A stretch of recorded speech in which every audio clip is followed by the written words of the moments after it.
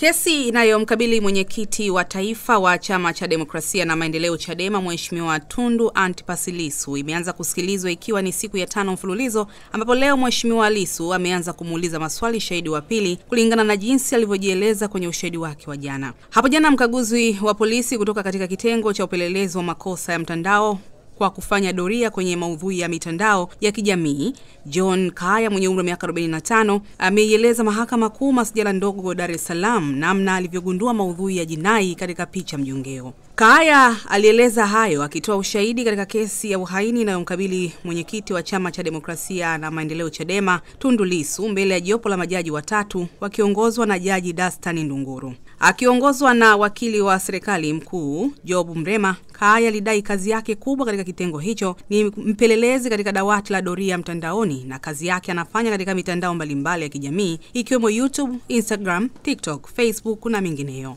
Kaya alidai lengo ni baada ya kung'amua kama kuna kosa la jinai katika hatua zaidi kwa kutumia programu mbalimbali. Alidai doria hiyo inafanyika kwa muda wa saa 24 za siku katika siku 7 za wiki kwa kuingia kwa zamu kwenye dawati.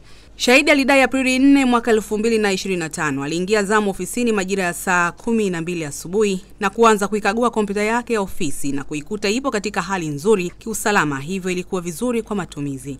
Alidai aliingia katika mtandao wa YouTube na kuona picha mjongeo katika ukurasa wa YouTube ukiwa umechapisha maudhui kwa picha mjongeo ambayo alikuwa ameambatanishwa na maneno haya: Tundu Lissu uso kwa uso na watiania majimboni, no reform no election, njia panda. Kaya alidai alishawishika kutaka kujua maudhui hayo ni ya aina gani baada ya kuona idadi kubwa ya watazamaji waliopenda na kuchangia katika mjadala kwa maana ya comment, na baada ya kuangalia picha hiyo alibaini kulikuwa na maudhui yanayoashiria jinai. Alibainisha hayo katika maudhui aliyosema, na nyinyi mnataka mteuliwe kwenye kacheo fulani nchi hii kwa hali ilivyo, hili linawezekana, kama haliwezekani tufanye mkutano wetu unasema no reform no election. Wamesema kitu kimoja sahihi hapo, msimamo huu unaashiria uasi.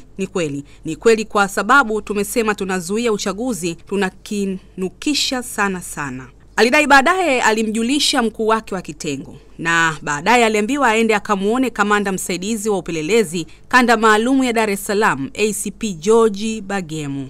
Baada ya kufika huko alikuta yuko ofisini na kueleza msaidizi wake kuwa alikuwa na shida ya kuonana na afande na alimruhusu amuone, na baada ya kumwelezea alitaka kuiona. Baadaye akaondoka na aliitwa tena ofisini hapo Aprili 7 mwaka 2025. Alidai alienda kwa ajili ya kuonana na ACP Bagemu na alimuuliza kama taarifa aliyompelekea anaikumbuka. Akajibu ndio na kupewa maelekezo kuwa aende akaipakue hiyo picha mjongeo na kuiweka katika namna maalum. Baada ya hapo alienda ofisini na kuingia katika mfumo wa kompyuta wa ofisi na kuchukua flash ambayo ilikuwa mpya na kupakua kipande cha video aliyoiona hapo awali katika akaunti tajwa, na baadaye kuchukua fomu aliyoipa jina la PF 145 na kuambatanisha na kielelezo cha DM na kupeleka kwa ACP Bagemu. Alidai picha hiyo ilikuwa na urefu wa saa 3 ambayo alipakua kwa mfumo wa MP4 na ulikuwa na ukubwa wa MB 500 na alitumia dakika 15 kuipakua. Alikabidhi kwa ACP Bagemu, lengo likiwa ni kupeleka kwa mtaalamu wa picha kwa uchunguzi. Shahidi alidai Aprili 7 mwaka 2025 aliitwa na ACP Bagemu na kumkumbusha kuhusu kielelezo cha DM alichokipeleka na kumtaka ampatie nywila. Mpelelezi aliweka katika kielelezo ili kuendelea na upelelezi na alidai alifanya hivyo.